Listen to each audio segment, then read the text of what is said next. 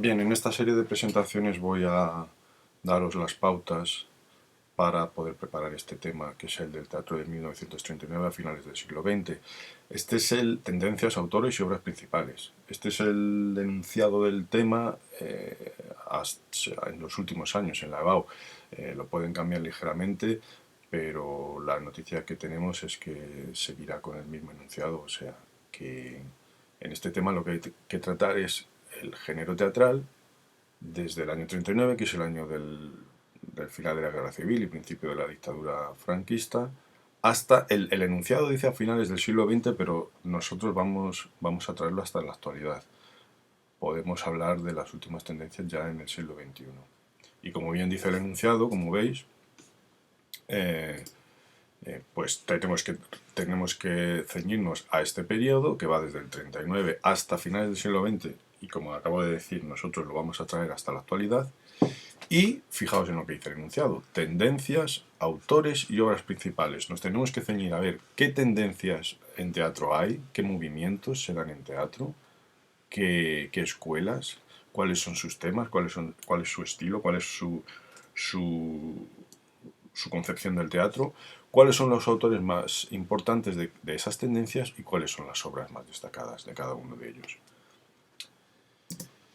Como en cualquier tema de literatura, acordaos, siempre tenéis que tener este esquema. En primer lugar, hay que situar en este caso el periodo, y vamos a hablar de teatro, pues vamos a situarlo en su contexto histórico, cultural y literario. Es decir, qué pasó históricamente, cuáles son los hechos más relevantes que afectan, claro, porque afecten a la producción teatral. Sí, hechos relevantes ha habido muchos en el mundo durante ese periodo, pero que afecten al teatro que se crea y se representa tanto desde el punto de vista histórico, cultural como literario, porque el teatro como género literario se relaciona con otras tendencias, o vamos, con los otros géneros como son la novela o la lírica, y hay conexiones. Y luego, pues eso, mencionar cuáles son las tendencias que se dan en teatro, los autores y las obras principales. Los contenidos de este tema los tenéis que preparar, los podéis preparar, aparte de con este vídeo, otro vídeo que os voy a adjuntar, información que encontréis vosotros en internet, resúmenes, esquemas, lo que queráis, pero si os ceñís a vuestro manual, lo tenéis aquí, lo tenéis en las unidades 11, 12 y 13. El libro segmenta los contenidos por géneros y por periodos. Pero como nosotros tenemos que ceñirnos en este tema al teatro, en el libro, el teatro que se crea y que se representa en este periodo del 39 hasta nuestros días, en el libro lo distribuye en 3 unidades distintas, en la 11, la 12 y la 13, siempre en los epígrafes 5. Epígrafe 11.5, que está en la página 267 y siguientes, el 11.6, donde se habla de toda la literatura del exilio, y ahí nosotros nos fijaremos solo en el teatro del exilio. La unidad 12, el epígrafe 5, que comienza en la página 292, y la unidad 13, el epígrafe 5, que comienza en la página 318. Y bueno, pues el esquema general sería este, claro, un contexto histórico. Se puede establecer dos grandes periodos. Uno sería el periodo franquista, que abarcaría desde el año 39 hasta el año 75, la dictadura franquista.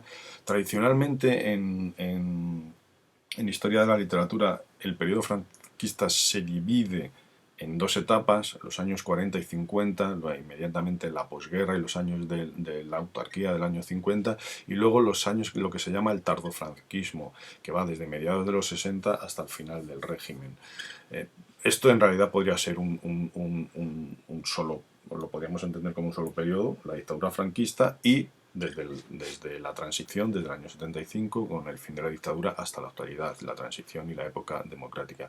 En el manual, y nosotros vamos a seguir esta segmentación, lo hace en 3 periodos, 2 periodos dentro del franquismo y un periodo desde el 75 hasta la actualidad. Y claro, paralelamente, las tendencias, autores y obras de teatro se relacionan con estos periodos cronológicos, periodos históricos. Pero bueno, como digo, podríamos aunar estos dos periodos en uno solo.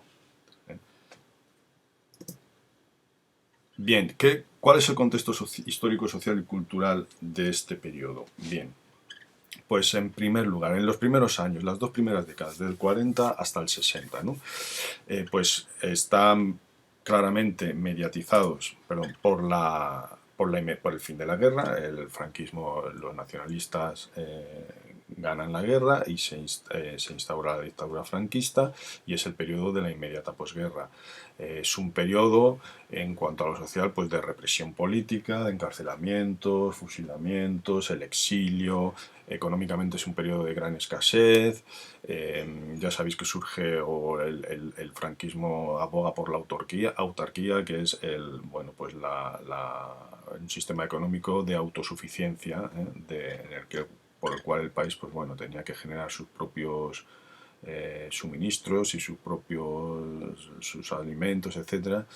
Y porque España estaba aislada y tenía muy pocas relaciones con el exterior. Aparte, evidentemente, tener en cuenta que en los primeros años de la dictadura de Franco coincide con los años de la Segunda Guerra Mundial, con lo cual eso también afectó al país. En cuanto a cultura, pues es la época del existencialismo en filosofía, del pesimismo. Y en cuanto a lo cultural, pues en estos periodos lo más destacable es la instauración de la censura, que limita la libertad de prensa, la libertad de publicación y la libertad de pensamiento. Y claro, y el exilio motivado, pues todas aquellas personas que se sentían perseguidas o amenazadas, pues tuvieron que exiliarse. Unos a lo que se llama el exilio, el auténtico exilio, el exilio exterior, se van a América, a Europa, a Francia, etcétera. Y otros, los que quedándose dentro del país, se autoimpusieron un exilio, lo que se llama el exilio interior, es decir, se quedan en España, pero claro, sin poder, sin tener libertad para poder expresarse como desearían, ni sin poder manifestar su tendencia política ni cultural. Es un exilio, es eso, lo que se le conoce como exilio interior. Se quedaban en España, pero prácticamente en el ostracismo, sin ninguna relevancia. Entre el año 60 y 75, pues España comienza una cierta apertura, se le acepta y se le ingresa. España ingresa en la ONU, es aceptada en la ONU. Estados Unidos establece relaciones diplomáticas con España, lo cual benefició mucho al régimen. Comienza a haber unos primeros movimientos sociales de contestación al régimen, pero evidentemente muy limitados, pues por la fuerte represión y la fuerte dictadura. En cuanto a tendencias filosóficas y culturales, aparece el posmodernismo. Después del existencialismo ahí comienza el posmodernismo de Jacques Derrida. Y en cuanto a lo cultural, pues ya también dentro de toda una tendencia de relajación de esa presión y esa represión del franquismo, hay una cierta relajación. Fruto de ello, por ejemplo, es la famosa ley de prensa del ministro Fraga. La censura ya no es tan poderosa, o ya no está tan encima de los autores, pero eso no quiere decir que desaparezca. Bueno, pues eso, hay un cierto avance. Es la época en la que comienza el turismo, la industria del turismo, hay una cierta apertura hacia el exterior, hacia cierta costumbres, todo ello siempre, claro, controlado por el gobierno, por el Estado, pero bueno, no tan, desde luego, en una intensidad más baja que durante los primeros años. Y por supuesto, claro, desde el 75, el año de la muerte del dictador, hasta nuestros días, pues claro, con la muerte del dictador, el fin de la dictadura, ese periodo de transición del 75 al 78, en el cual el régimen franquista se deshace y se transforma en todas sus facetas, se transforma hacia un Estado democrático que culmina con la Constitución de 1978. Bueno, la transición se puede decir que duraría un poquito más. Ya es un periodo de plenas libertades, de aperturismo, ya pueden entrar por fin las ideas avanzadas sin ningún temor. Sigue siendo el posmodernismo, sigue siendo la idea filosófica y cultural y teorética más importante.